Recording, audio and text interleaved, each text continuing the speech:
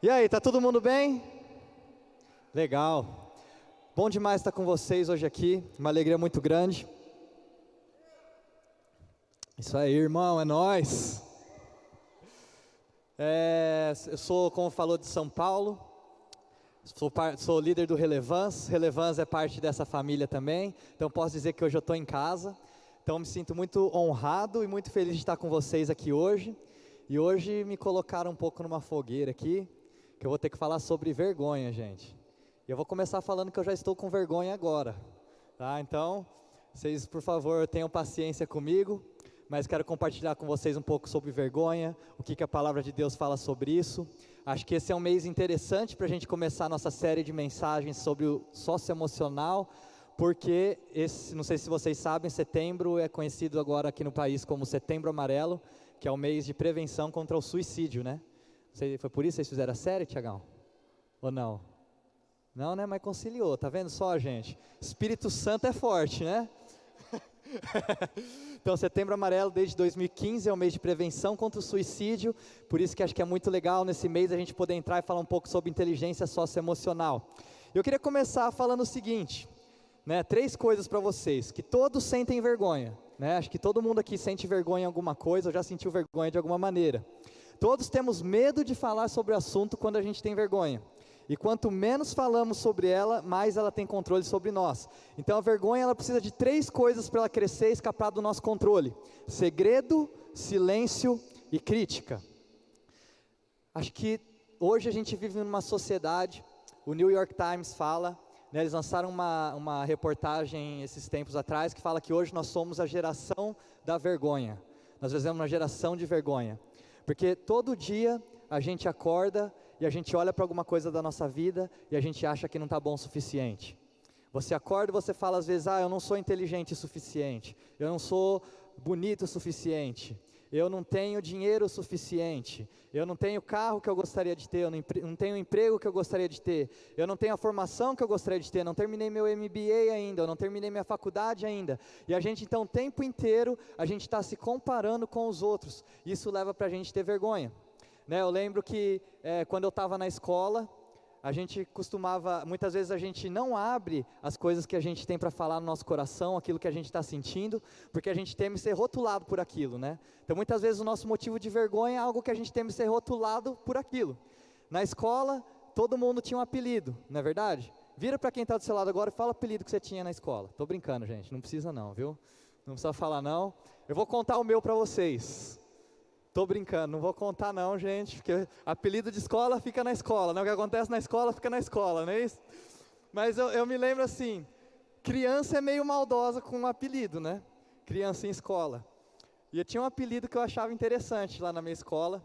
Tinha um amigo meu, que o pai dele era de descendência negra e a mãe era de descendência asiática. Então ele nasceu um negro asiático, um negro japonês. Para japonês, normalmente o pessoal não é muito criativo nos apelidos, né? É o japa, não sei o que e tal. Mas esse amigo meu, então, ele era um negro japonês. Sabe qual que era o apelido dele, gente? Shoyu.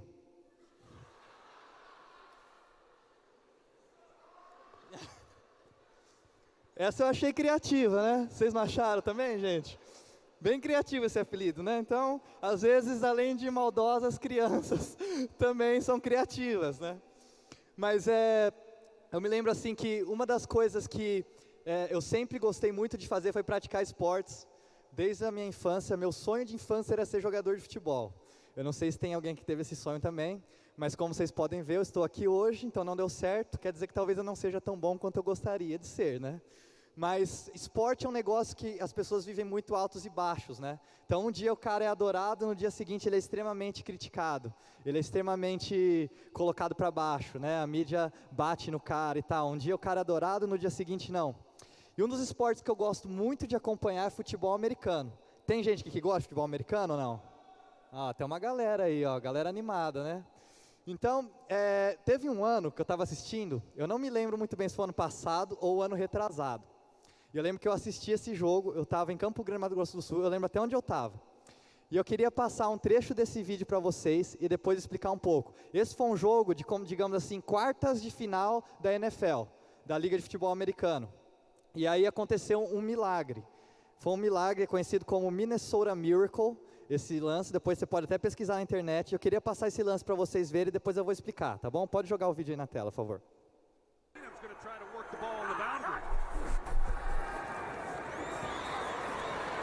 Steps into it, pass is caught, Diggs, sideline, touchdown, unbelievable, Vikings win it.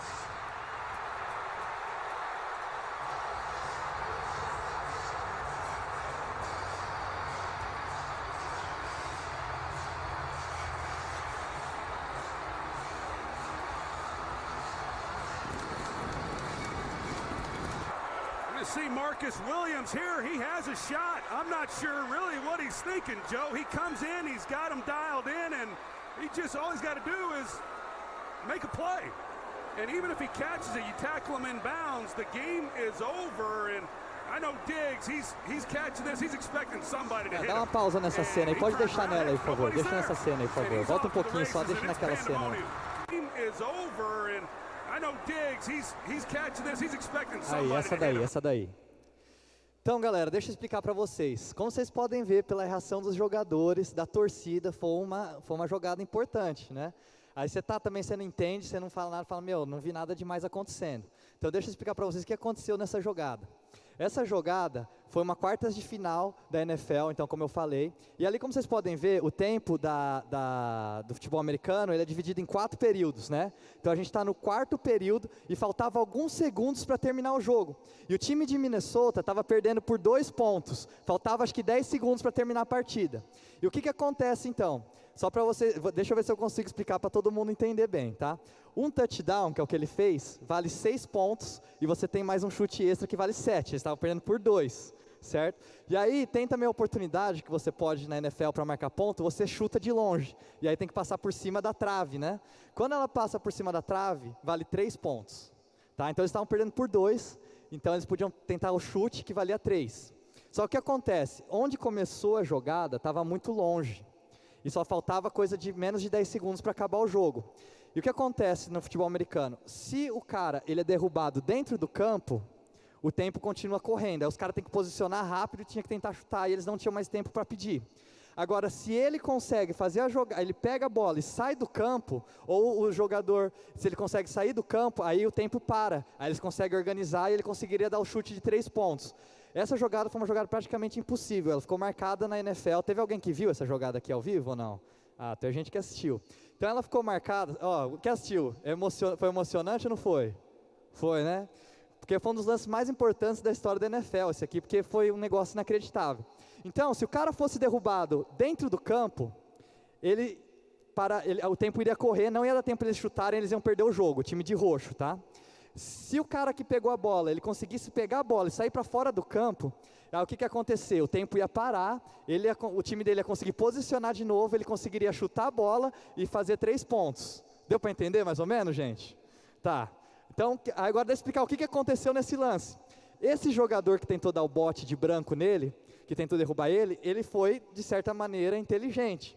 Porque o que ele tentou fazer? Ele tentou derrubar o cara dentro do campo. Porque se ele derruba o cara dentro do campo, terminava o jogo.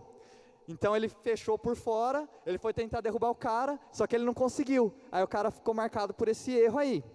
Então, aí só que aconteceu uma coisa totalmente diferente, o cara pegou a bola, ele conseguiu ir fazer o touchdown, que era uma coisa praticamente impossível. Tá? Agora, por que eu estou contando essa história para vocês? Eu falo assim, por que você está me explicando isso? Tem nem interesse nesse jogo aí, nunca assisti na vida. Mas o que acontece? Para mim, o que pegou desse jogo, dessa partida?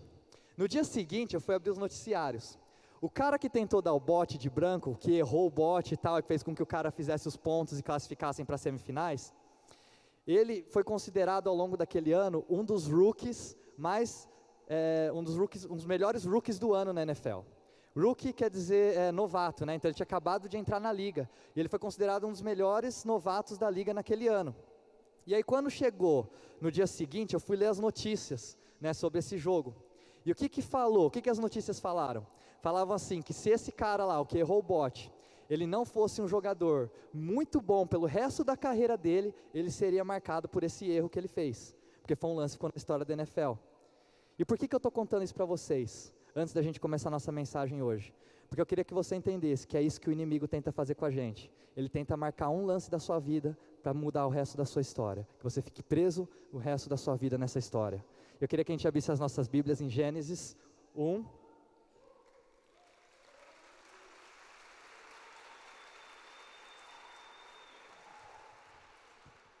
Vamos lá então, Gênesis 2, 25.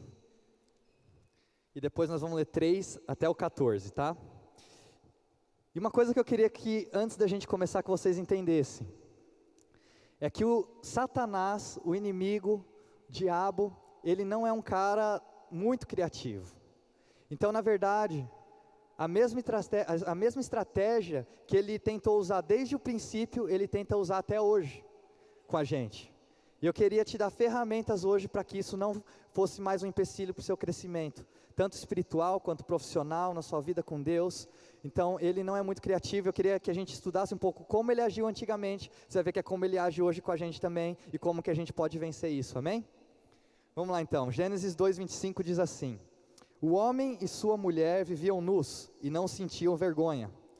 Ora, a serpente era o mais astuto de todos os animais selvagens que o Senhor Deus tinha feito. E ela perguntou à mulher: foi isso mesmo que Deus disse? Não comam de nenhum fruto das árvores do jardim? Respondeu a mulher à serpente: podemos comer do fruto das árvores do jardim?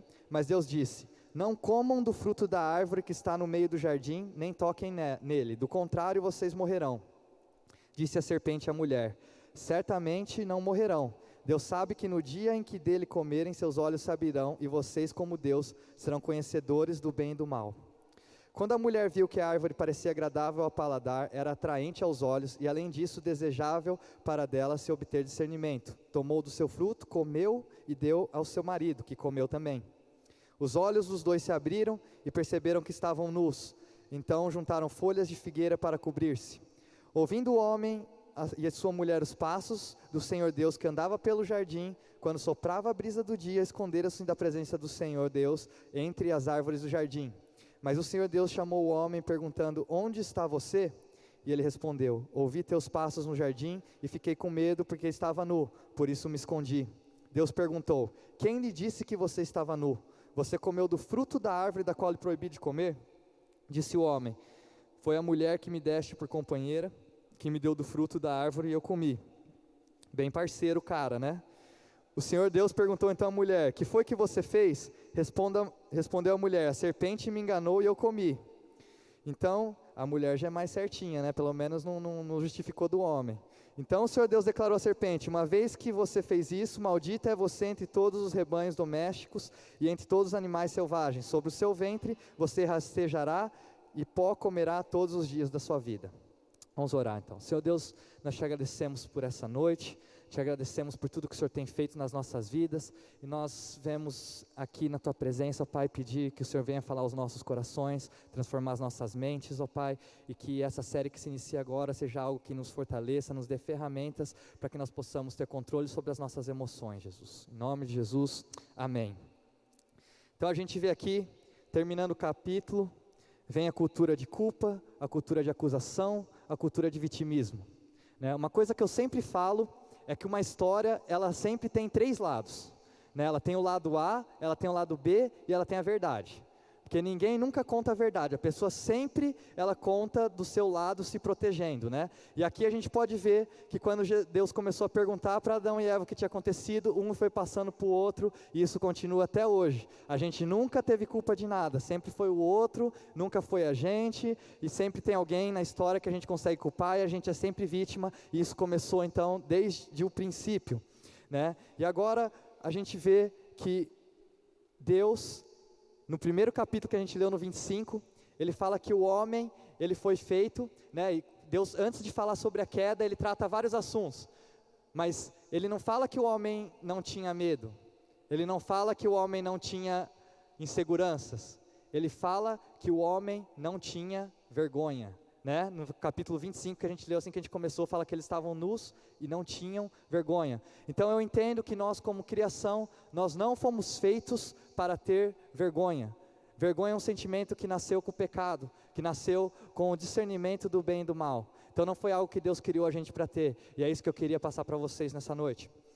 Primeiro ponto que eu queria falar é: creia na autoridade inabalável da presença de Deus. O inimigo quer tirar a autoridade da palavra de Deus. Versículo 1 diz assim: ora, a serpente era o mais astuto de todos os animais selvagens que o Senhor Deus tinha feito. E ela perguntou à mulher: foi isso mesmo que Deus disse? Não comam de nenhum fruto das árvores do jardim? Respondeu a mulher à serpente: podemos comer do fruto das árvores do jardim, mas Deus disse: não comam do fruto da árvore que está no meio do jardim, nem toquem nele, do contrário vocês morrerão. Primeiro ponto que me chamou a atenção aqui foi no versículo 1, quando a serpente sabia, ela sabia que só tinha uma árvore no jardim, ao qual Deus tinha falado que eles não podiam comer o fruto. Mas o que a serpente faz então? Ela primeiro tenta distorcer uma verdade, certo? Ela fala assim: Deus falou para você então que vocês não podem comer nenhum fruto da árvore do jardim?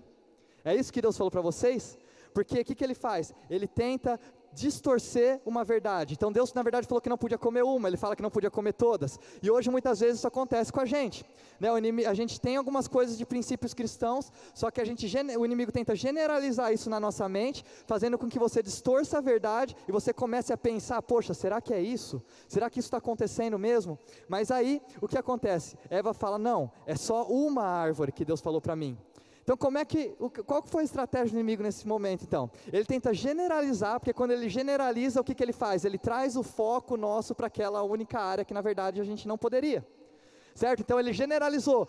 Então quer dizer que Deus falou para vocês que não podia comer nenhuma árvore desse jardim? Aí Eva olha para a única árvore que não podia comer, falou: não, a gente só não pode comer daquela. Então, primeiro ponto que a gente entende, que a queda no Éden também, ela não foi só em questão de desobediência, mas foi questão de gratidão. Porque o que acontece? Hoje nós somos assim também. A gente muitas vezes olha para aquilo que a gente não tem, e a gente acha que é aquilo que vai nos satisfazer e vai fazer a gente feliz. A gente acha que o que a gente não tem é o que vai trazer felicidade para nós. E o inimigo, ele tenta tirar o seu foco do todo, ele tenta tirar o seu foco daquilo que Deus tem colocado para você, e ele coloca o seu foco naquilo que você não tem, como se aquilo fosse ser o que você precisa para ser feliz. E esse é um pecado de ingratidão. Ingratidão foi um dos motivos pelo qual Adão e Eva caíram também. Não foi somente o pecado de desobediência. E essa é a primeira coisa que eu queria que a gente entendesse. E a segunda coisa desse trecho que a gente pode tirar o quê? É que Satanás, ele tenta tirar a verdade da palavra de Deus. Ele começa a confrontar a palavra de Deus. E a gente começa a pensar: como Deus criou o mundo? Como que Deus criou a terra? Como que Deus criou a luz? Foi tudo falando, não foi? Falou: haja luz, haja não sei o que, haja não sei o que outro.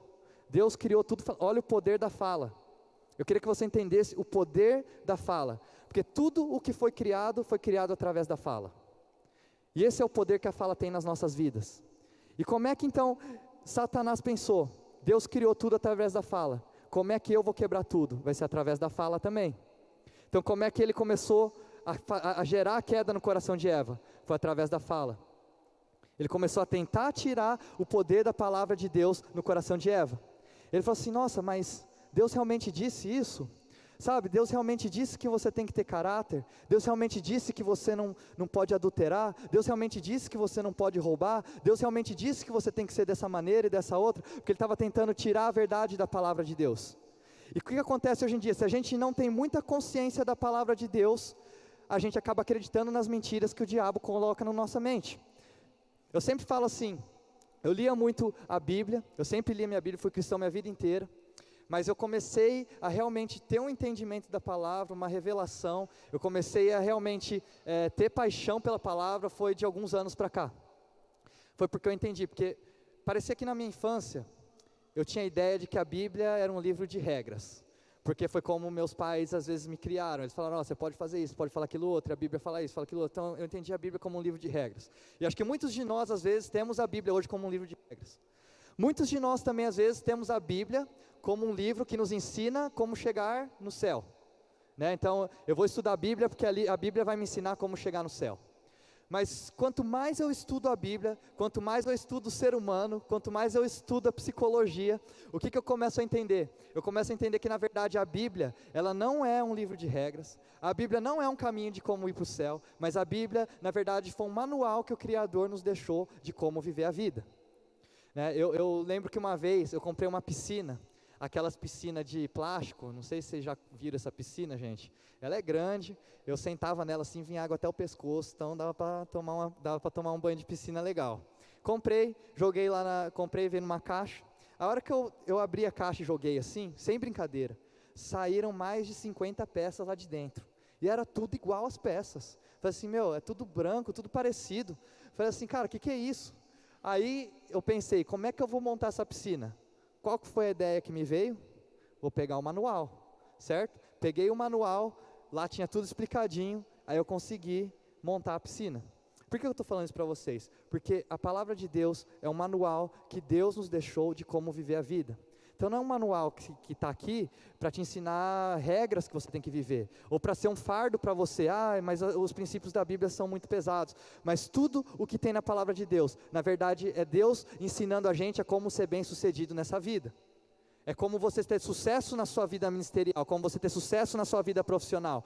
Parece que é difícil, porque vai muitas vezes contra a sua natureza, mas quanto mais você começa a estudar pessoas bem-sucedidas, seja pessoas cristãs ou não cristãs, você vai ver que todos os princípios que ela fala, se você pegar livro de autoajuda, se você pegar livro de empreendedorismo, livro de CEOs, quase tudo que eles falam, você vai encontrar na palavra de Deus. São princípios da Bíblia, que eles aplicam na vida deles, eles aplicam na empresa deles, e isso traz sucesso para eles, porque a palavra de Deus não é só um livro de regras ou um caminho de como para o céu, mas a palavra de Deus é um manual que Ele nos deixou de como ter sucesso nessa vida. E se você entender isso, você vai começar a estudar ela a fundo e aplicar esses princípios na sua vida, porque é o que Satanás tem tentado fazer. Ele tem tentado colocar mentiras na sua mente, para tentar tirar o poder da palavra de Deus no seu coração e na sua mente, e fazer que você acredite nas mentiras dele. Você acreditar que a Bíblia é pesada, que os princípios de Deus são pesados, e que aquilo lá é muito difícil, é impossível de fazer, mas a palavra de Deus fala que Jesus, Ele veio como homem, e Ele foi santo.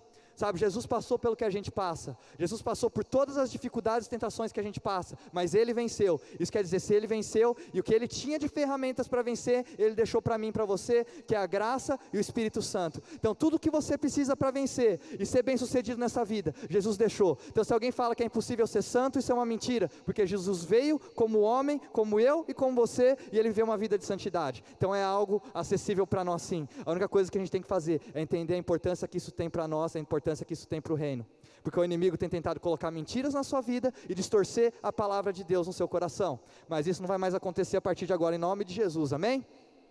Porque você entende que essa é uma tática que ele tem tentado usar desde o início. Isso fez Eva cair, mas em nome de Jesus não vai fazer você cair mais, amém? Segundo ponto que eu queria falar com vocês é: mantenha a sua identidade baseada no caráter de Deus.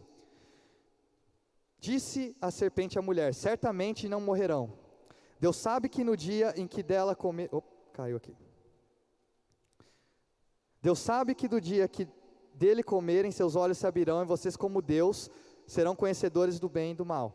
Quando a mulher viu que a árvore parecia agradável ao paladar, era atraente aos olhos, além disso, desejável para dela se obter discernimento, tomou do seu fruto, comeu e deu a seu marido, que comeu também. Mando, né? Mulher manda, gosta de mandar, né? Então,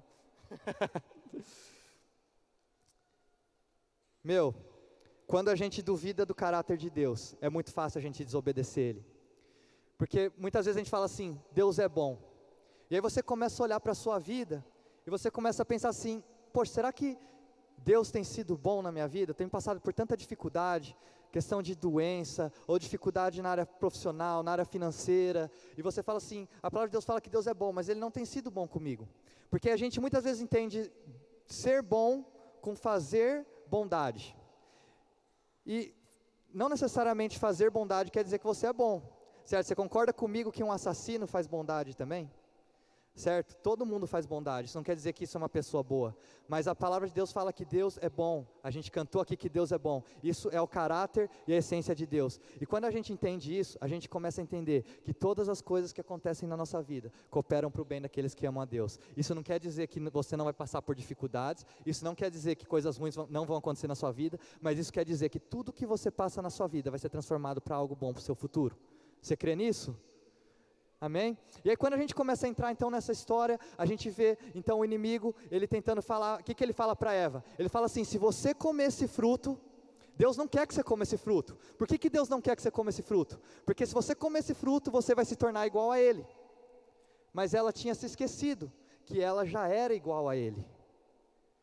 Então ele contou uma verdade, outra verdade distorcida. Porque ele falou assim: se você comer desse fruto, você vai se tornar igual a Deus. E ele não quer que você se torne igual a ele. Mas ela se esqueceu que ela já era igual a Deus. Porque a palavra de Deus fala que Deus nos criou a sua imagem e a sua semelhança. E uma coisa que eu queria que você entendesse, é que existe uma diferença muito grande entre culpa e vergonha. São dois sentimentos diferentes. A culpa você sente em relação a uma atitude. A vergonha você sente em relação a quem você é. A culpa, então, é em relação a algo que você fez. A vergonha é em relação a algo que você é. Quando você sente culpa, você sente mal por causa de uma atitude. Você acha que você fez algo ruim.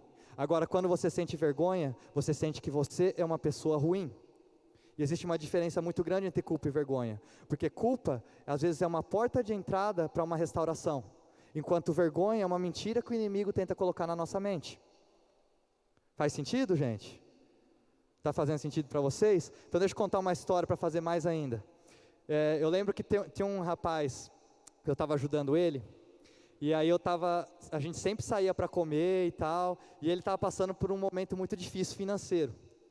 E eu comecei a ajudar ele, eu pagava as coisas para ele, levava ele onde a gente ia e tal, só que aí começou a pesar no meu bolso, né? Eu falei assim, gente, não tenho filho desse tamanho ainda, né? Ainda estou solteiro, preciso casar ainda para ter filho, então não tenho filho desse tamanho para ficar sustentando. E aí um dia a gente saiu, a gente estava lá e tal, e aí eu falei assim, cara, hoje eu estou meio apertado, eu não vou conseguir pagar o seu lanche. E aí o que o cara fez? Ele levantou, ele foi pro banheiro e tal, e aí ele chorou lá no banheiro, ele voltou com o olho tudo inchado, a gente estava com uma galera, assim, todo mundo percebeu, ficou um clima meio estranho. E aí beleza, deixamos, tal, comemos, fomos embora. Na hora que a gente estava indo embora, ele até começou a me pedir desculpa. Ele falou, cara, desculpa, eu não queria ter chorado, mas é que eu me senti muito mal naquele momento. Eu comecei a me sentir muito mal porque eu não tinha dinheiro para comprar um lanche e tal, e não sei o que. Ele sempre teve uma condição boa de vida. Eles passaram por alguns problemas financeiros, a família toda, e eles acabaram entrando nessa fase, né? E ele falou, cara, eu me senti muito mal, porque eu nunca passei por essa situação de não poder comprar um lanche e tal, não sei o quê. E eu falei para ele, mano, peço até desculpa para você. Você sabe que sempre que dá eu estou pagando para você, eu pago o seu Uber, pago o seu lanche quando a gente sai. Hoje realmente eu estou meio apertado, eu não consegui pagar. E aí ele estava lá, tal, ele chorou. E aí Deus me trouxe uma revelação naquele momento. Eu falei assim, cara, sabe por que você está chorando? Porque você está transformando a sua situação na sua identidade.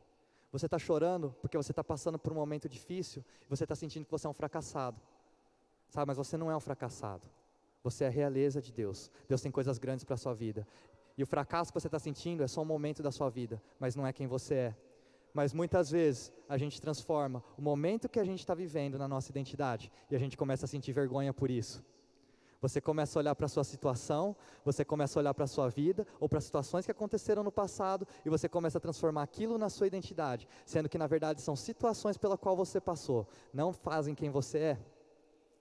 E é isso que Satanás tentou fazer com Eva.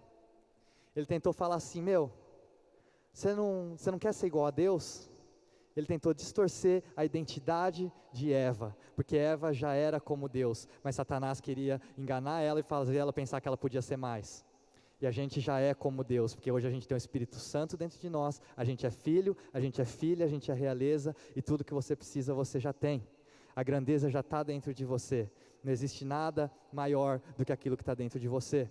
Mas Satanás vai tentar te enganar, e vai tentar você se tornar a sua história, vai tentar fazer você se tornar o seu momento, mas isso não é quem você é. Isso é um momento pelo qual você está passando, é um momento pelo qual você passou, mas você vai vencer, porque em todas as coisas nós somos mais que vencedores, amém? Eu queria entrar agora no terceiro ponto, que fala assim, expulse o espírito de vergonha que o inimigo tenta gerar em você. Versículo 7. Os olhos dos dois se abriram e perceberam que estavam nus. Então juntaram folhas da figueira para cobrir-se. Ouvindo o homem e sua mulher os passos do Senhor Deus que andava pelo jardim, quando soprava a brisa do dia, esconderam-se da presença do Senhor Deus entre as árvores do jardim. Mas o Senhor Deus chamou o homem perguntando, onde está você? E ele respondeu, ouvi teus passos no jardim e fiquei com medo, porque estava nu, por isso me escondi. Quando Adão e Eva comeram o fruto do conhecimento do bem e do mal, qual foi a primeira coisa que eles sentiram? Vergonha. Então era uma coisa que eles não estavam sentindo antes. A partir do momento que eles comeram, eles começaram a sentir vergonha. Certo? Adão e Eva, foi a primeira emoção que eles sentiram, foi vergonha. E quando eles sentiram vergonha, o que eles fizeram? Eles se esconderam. Certo? E o que eu sinto que muitas vezes nós temos feito hoje? Sabe, Deus está gritando, Deus, assim como Ele andou no jardim, Ele estava procurando Adão e Eva. Hoje Ele anda no seu trabalho, Ele anda na sua família, Ele anda na sua faculdade, e Ele está gritando, cadê você? E você muitas vezes está escondido, porque você tem vergonha. Porque você não entendeu quem você é ainda. Você não entendeu muitas vezes o que o Evangelho é ainda. Porque o Evangelho é as boas novas.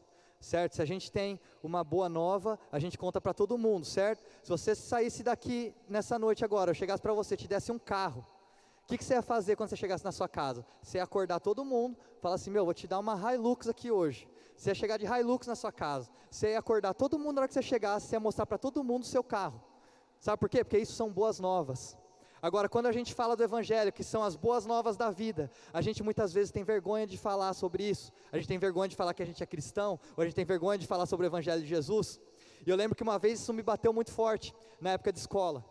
Eu tinha um amigo, que era bem popular, assim, digamos, na escola e tal, e eu lembro que a gente caminhava junto, ele cresceu fora da igreja, eu cresci dentro da igreja, mas a gente sempre teve uma amizade de escola e tal, a gente gostava de jogar bola junto, não sei o quê, e aí quando a gente foi crescendo, ele começou a ter experiências de ir para balada e começar a usar drogas. E aí eu lembro que ele começou a usar droga, e teve um dia que ele chegou assim para mim e falou, cara, você não acredita, eu tive a melhor experiência da minha vida. Cara, eu preciso compartilhar essa experiência com você precisa experimentar isso, e tal, e não sei o quê, e era uma droga que ele tinha experimentado no final de semana anterior na balada. Quando ele estava me mostrando aquilo, ele estava tão entusiasmado, e eu vi que aquilo lá tinha mexido tanto com ele, e eu comecei a me sentir mal, porque eu falei, cara, eu sou amigo desse cara a vida inteira, e eu nunca tive coragem de falar para ele de Jesus, e Jesus tem sido a melhor experiência que eu tenho tido na minha vida, mas eu tenho tido vergonha de falar do Evangelho. Sabe, naquele momento eu me lembrei de quando Paulo falava que eu não me envergonharei do Evangelho de Cristo. Mas a gente, por não saber quem a gente é, a gente por não entender o que é o Evangelho, a gente tem muitas vezes se escondido. A gente tem se escondido e Deus está perguntando, cadê você no seu trabalho? Cadê você na sua faculdade? Cadê você na sua família? Cadê você com as pessoas que estão à sua volta? Deus está te procurando. Sabe, qual foi a última vez que você ganhou uma pessoa para Jesus? A gente acabou de lançar uma campanha no Relevância, que chama Uma Vida Vale Mais. Sabe por que a gente lançou essa campanha? Porque a gente está com um monte de cristão lá na igreja, um monte de crente, que é tudo crente já há mais de 10 anos, de 15, e pessoas que nos últimos 3 ou 4 anos não ganharam uma pessoa para Jesus. Porque a gente fala assim, que... muitas vezes a gente fala de evangelismo, você fala assim, evangelismo é eu ir na praça com o pessoal do Eleve, o Eleve tem que fazer evangelismo. Evangelismo é no Reação, vou fazer evangelismo no Reação, quando sai todo mundo junto. Mas evangelismo é uma prática de vida. Sabe, a visão da nossa igreja é ganhar todas as pessoas para Jesus. Será que isso tem sido uma visão para a sua vida? Ou será que você tem se escondido, porque você não sabe, na verdade, quem você é, e você tem tido vergonha daquilo que Deus tem feito de melhor na sua vida? Sabe, eu vejo e eu falo isso por mim, eu me escondi por muitos anos, agora sai falando de Jesus para todo mundo. Esses dias eu estava numa padaria que a gente pegou um cliente lá, e aí encontrei lá um cara que eu sou fã de infância, o Japinha do CPM 22, não sei se vocês lembram desse cara aí, quem é mais velho, né gente, estou revelando minha idade aqui, tem gente que nem conhece essa banda, mas enfim, eu fui numa padaria lá e encontrei o cara. Aí eu cheguei assim, cara, e aí, sou seu fã e tal, curto muito seu som. Falei, você não quer ir para a igreja domingo? Já convidei. Falei, tem uma igreja lá na Paulista, você vai gostar, cola lá e tal. Cara, hoje eu falo de Jesus para todo mundo, porque eu entendo que é algo que todo mundo está procurando. É algo que todos precisam. O cara procura isso em relacionamentos, a gente procura isso em profissões, a gente procura isso em dinheiro, mas na verdade a gente só vai ser completo porque a gente encontra isso em Jesus.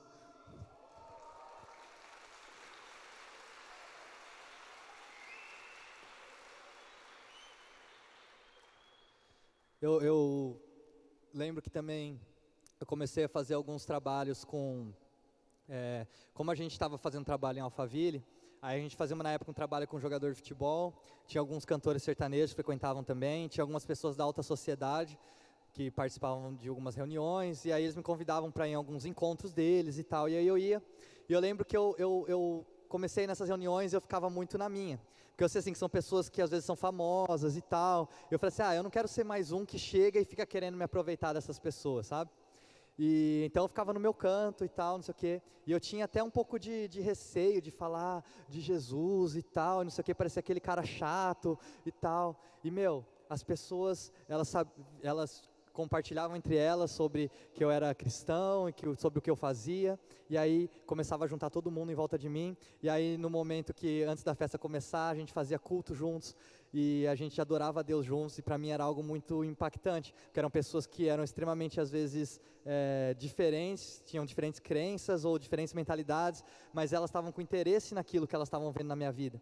Eu comecei a entender que muitas vezes a gente se sente com medo, ou com vergonha, ou com receio de falar de Jesus para as pessoas, ou a gente acha que vai ser incômodo, ou a gente acha que vai ser chato, mas na verdade o que você carrega é o que está todo mundo procurando, e você tem que começar a abrir sua boca, porque aquilo que está no seu coração, aquilo que está na sua vida, é aquilo que vai completar, e vai dar paz, e vai trazer felicidade para todo mundo que está procurando em outras coisas, e a gente não pode abrir mão disso, a gente não pode ter vergonha daquilo que Deus tem colocado nas nossas vidas.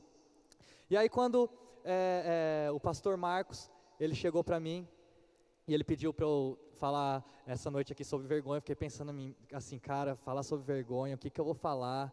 Não é muito meu tema e tal. E eu comecei então a ler e estudar bastante. E uma das coisas que eu acabei me deparando muito foi com um documentário na Netflix, que é de uma cientista que chama Brené Brown. Não sei se alguém já viu aqui.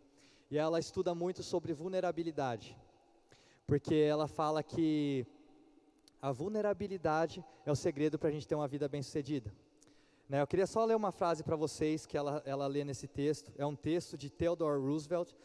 Não vai ter no telão, mas eu queria que você prestasse atenção aqui. Não é o crítico que importa, não é aquele que aponta como o homem forte fraqueja, ou onde aqueles que realizaram algo poderiam tê-lo feito melhor. O crédito pertence ao homem que encontra-se na arena, cuja face está manchada de poeira, suor e sangue. Aquele que esforça-se bravamente, que erra, que se depara com um revés após o outro, pois não há esforço sem erros e falhas. Aquele que esforça-se para lograr suas ações, que conhece grande entusiasmo, grandes devoções, que se entrega a uma causa nobre, que no melhor dos casos conhece no fim o triunfo da realização grandiosa, e que no pior dos casos, se falhar, ao menos falha ousando grandemente, para que seu lugar jamais seja com aquelas frias e tímidas almas que não conhecem vitória ou fracasso. Então, ela conta um pouco da história dela nesse documentário, e ela lê essa frase, que ela fala que é uma frase que mudou a vida dela. Quando ela lê esse tema, ela fala que ela tinha feito uma palestra, ela por anos estudou sobre vergonha e vulnerabilidade, e ela foi fazer um TED Talk, o primeiro TED Talk dela, e aí ela decidiu. Ela sempre foi muito cientista, então ela sempre passou dados, ela decidiu ser vulnerável na palestra. E ela foi vulnerável na palestra, ela falou sobre algumas coisas que tinham acontecido na vida dela e tal. E aí quando terminou a palestra, falou que ela chegou em casa e falou para o marido dela, o que eu fiz? Vamos tentar ir lá no TED Talk, vamos roubar esse vídeo, vamos fazer com que esse vídeo apague e tal, porque eu não quero que esse vídeo seja publicado. Aí o marido dela falou assim, na época ela não era conhecida nem nada, falou assim, não, mas fica tranquila, ninguém vai ver esse vídeo. E aí o vídeo chegou a mais de 5, 6, 10 milhões de views. É um dos vídeos mais vistos de TED Talk até hoje, que ela fala sobre vulnerabilidade. E aí, fala que quando começou a subir os views, começaram a aparecer os comentários maldosos. E ela falou que teve um dia que ela entrou nesses comentários, e aí estava falando assim, mas essa mulher é gorda, mas essa mulher também, é lógico que ela vai ser vulnerável, olha o rosto dela, e comentários maldosos acontecendo na internet. E hoje a internet, ela faz isso com a gente. Ela nos leva a comparação, porque você compara normalmente o seu pior momento, ou o momento que você está vivendo agora, com os highlights de outra pessoa, certo? Eu, por exemplo, minha última postagem no Instagram foi quando eu acabei de voltar de uma viagem do Japão da Nova Zelândia. Já tem mais de um mês que eu voltei, não postei nada, mas postei de quando eu estava lá. Por quê? Porque a gente posta os nossos highlights na rede social. E a gente então normalmente, a gente se compara a nossa situação atual com os highlights de outra pessoa. E aí parece que está tudo ótimo na vida da outra pessoa, que está tudo bem, e na nossa está tudo acabando. A gente está sentindo mal, e não está acontecendo nada. E aí a gente começa a olhar para a vulnerabilidade como uma fraqueza. A gente o tempo inteiro entendeu vulnerabilidade como uma fraqueza, mas ela, através dos estudos dela, ela entendeu que na verdade o que traz coragem para nós é a vulnerabilidade. O que faz a gente conseguir vencer o medo e vencer a vergonha é a nossa vulnerabilidade. É uma ferramenta que eu queria deixar para você nessa noite. É a gente aprender a ser vulnerável com as nossas emoções, com os nossos sentimentos.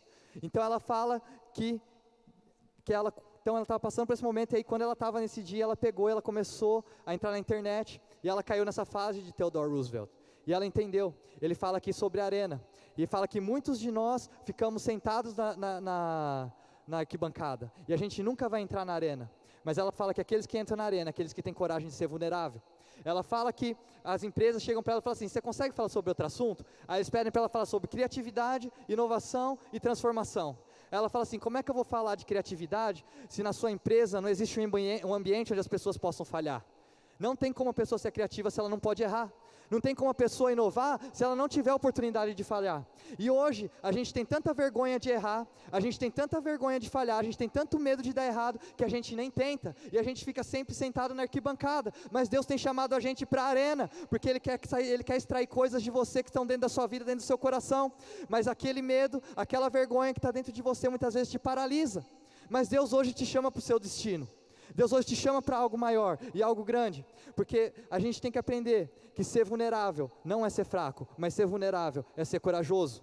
Antigamente, na origem da palavra corajoso, cor, vem de coração, e ele quer falar que as pessoas que eram corajosas antigamente eram as pessoas que tinham facilidade de abrir o seu coração para outras pessoas. E hoje a gente esconde o nosso segredo, a gente esconde a nossa vergonha lá no fundo do nosso coração e da nossa mente, e você olha para você todo dia, você não se sente capaz o suficiente, você não se sente bom o suficiente, e aí no final do versículo lá que a gente acabou de ler, então Deus chega e fala assim: quem disse que você está nu? Quem disse que você não é inteligente? Quem disse que você não é capaz? Quem disse que você não é bom? Quem disse que você não consegue fazer as coisas? Quem disse que Deus não tem grandes coisas para a sua vida? Sabe, foi um pai, foi uma mãe, foi um amigo, foi alguma situação na sua vida, foi algum trauma, foi alguma mentira? Sabe, alguém muitas vezes colocou uma mentira no seu coração. Eu queria falar para você que nessa noite o Espírito Santo quer quebrar isso. Sabe, seja quem for que colocou uma mentira na sua vida, no seu coração, Deus quer quebrar, porque Ele tem algo grande para fazer através da sua vida. Mas a gente tem que entender que se a gente não tiver vulnerabilidade, a gente nunca vai conseguir. O que é ser vulnerável? Sabe, é mesmo você tomar um passo, mesmo quando você não sabe o resultado final. É você tomar um passo de abrir aquilo que você está sentindo com outras pessoas. Você colocar o seu coração para com pessoas de fora, porque aí você lê muitas vezes o que as pessoas falam de você, ou você ouve o que as pessoas falam de você, e aí a gente entra para a atitude assim: eu não ligo para isso.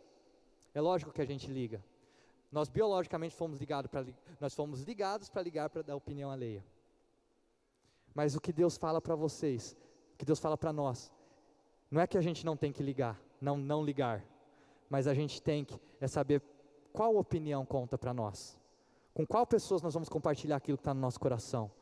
A quem a gente vai ouvir a opinião alheia? Porque a gente tem que aprender a ser vulnerável. E eu assisti um filme, para terminar, queria encerrar com essa história.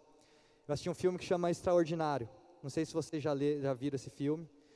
E eu vou ser vulnerável aqui com vocês, gente. Eu chorei pra caramba assistindo esse filme, estava até passando vergonha, estava chorando de soluçar no cinema, chorei umas 4, 5 vezes. E quando eu estava assistindo esse filme, e aí eu estava estudando sobre esse esquema de vulnerabilidade e sobre vergonha. Então o filme, ele conta a história de uma família, que eles têm um filho que nasceu com uma deficiência, e eles tiveram que então, o filho teve que passar por 27 cirurgias na face. E aí ele então ficou com uma deformidade facial. E aí então eles começaram a dar homeschool para ele estudava em casa. Só que eles decidiram num dado momento, que era o momento do filho, da criança ir para a escola. Eles decidiram então tomar um passo em relação à vulnerabilidade, porque aquilo era algo que eles tinham vergonha, aquilo era algo que eles não estavam acostumados, eles não sabiam como lidar com aquela situação. Mas eles levaram aquele filho para a escola. E aí então conta a história de 1 ano, o filme conta a história de 1 ano dessa criança na escola. E a criança sofreu bullying, ela foi judiada, as outras crianças zoaram dela, os pais sofreram porque viram o filho sofrendo, mas eles decidiram enfrentar essa situação juntos. Todos eles passaram por isso, juntos. E no final do filme, mostra que apesar de todas as dificuldades, apesar de tudo que eles passaram, apesar de todos os problemas, a criança conseguiu vencer, ela conseguiu conquistar toda a escola, ela conseguiu conquistar todos os professores e diretores e ganhou um prêmio no final, que foi de melhor aluno da escola naquele ano. E aí eu estava pensando sobre isso, sobre todas essas coisas que a gente falou aqui nessa noite, sobre as nossas imperfeições, sobre a gente aceitar as imperfeições que a gente tem, e a gente ter coragem em relação a isso, a gente ser vulnerável. E quando eu estava pensando sobre esse filme, eu vi que eles foram vulneráveis. Sabe, eles contaram essa história como extraordinário. Mas mais extraordinário do que o que aconteceu nesse filme, é o que Jesus fez por mim e por você. Porque Ele morreu, Ele foi humilhado, Ele passou vergonha, Ele apanhou, Ele sofreu no meu lugar e no seu, para que a gente não precisasse mais ficar preso à nossa vergonha. A sua vergonha muitas vezes tem te travado e impedido você de caminhar em direção ao destino que Deus tem para você. A sua falta de vulnerabilidade tem feito você muitas vezes ter medo de falhar e de errar, de contar para outras pessoas e de compartilhar. Isso tem prendido você no mesmo lugar. Ser vulnerável não quer dizer que vai dar certo. Você dar um passo para frente não quer dizer que vai dar certo. Muito pelo contrário. Você vai errar, você vai falhar, você vai passar por momentos difíceis. Mas existe um Deus que morreu por mim e por você, que carregou a nossa vergonha, carregou o nosso medo. E o extraordinário é o que Ele fez por mim e por você. O extraordinário é o legado que Ele deixou para nós. O extraordinário é aquilo que você pode viver na presença dEle a partir de hoje. O extraordinário é que você não precisa mais ficar preso ao seu passado, você não precisa mais ficar preso a uma mentira, você não precisa mais ficar preso a algo que te falaram, você não precisa mais ficar preso a uma situação pela qual você está vivendo, mas você pode entender que agora o que te define não é a sua situação, o que te define não é o seu passado, o que te define não é o que você passou até agora, o que te define não são os seus erros, não é um trauma, mas o que te define é o sacrifício que Ele fez por mim e por você. Porque isso te define como filho, isso te define como uma pessoa amada, isso te define como uma pessoa aceita. Eu queria que você fechasse seus olhos agora.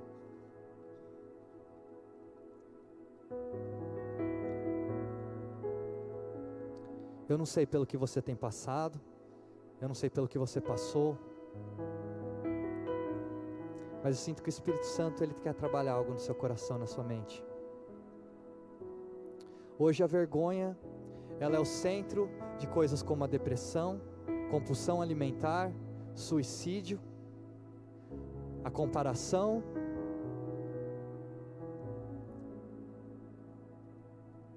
Mas eu queria que nessa noite você entendesse que Deus não te compara com ninguém, porque Ele te criou de forma única e especial. E Ele não errou quando Ele te criou. Ele não errou na sua história. Ele não errou no que você passou. Você não precisa mais ficar preso nisso. Eu queria convidar, se existe alguém aqui nessa noite que tem passado por algum problema de depressão, de tristeza, de compulsão alimentar ou de pensamentos de suicídio, eu queria que você ficasse de pé no seu lugar, que eu quero orar por você.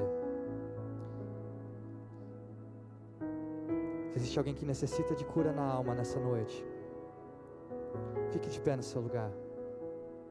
Seja vulnerável nesse momento. Seja vulnerável na presença de Deus. Você não precisa passar por isso sozinho. Deus não tem vergonha de você, você não precisa ter vergonha de você mesmo.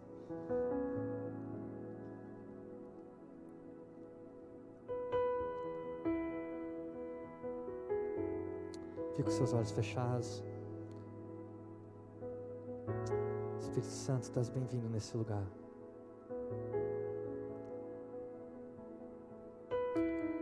Sinto que Deus está trazendo um ambiente de cura aqui nessa noite.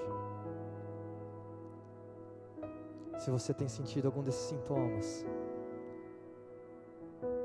ou se essa palavra fez sentido para você nessa noite, eu queria pedir que você ficasse de pé, porque nós queremos orar por você.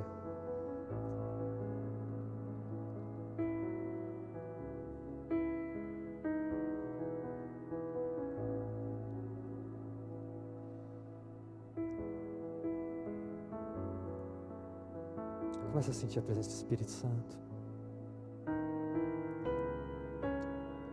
Jesus. Queria convidar você que está perto dessas pessoas agora, que você começasse a colocar as mãos sobre elas, que você orasse por essas pessoas. Declara cura na alma delas. Declara cura em relação a qualquer coisa que o diabo tem tentado colocar de mentira no coração e na mente dessas pessoas. Mesmo Espírito Santo que está sobre mim, está sobre você. O Pai te empodera nessa noite. Começa a orar sobre a vida dela. Senhor, nós quebramos qualquer mentira que o diabo tem tentado colocar na nossa mente, ó Pai. Pai, todo sintoma de vergonha, ó Pai, de depressão, ó Pai, de ansiedade, ó Pai.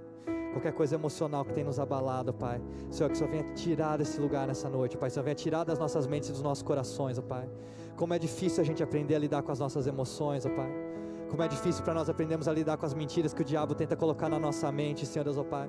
Como é difícil para nós sermos vulneráveis, Senhor Deus, ó Pai. Mas nessa noite existem guerreiros aqui, pessoas corajosas que tomaram um passo em direção à vulnerabilidade, Senhor Deus, ó Pai.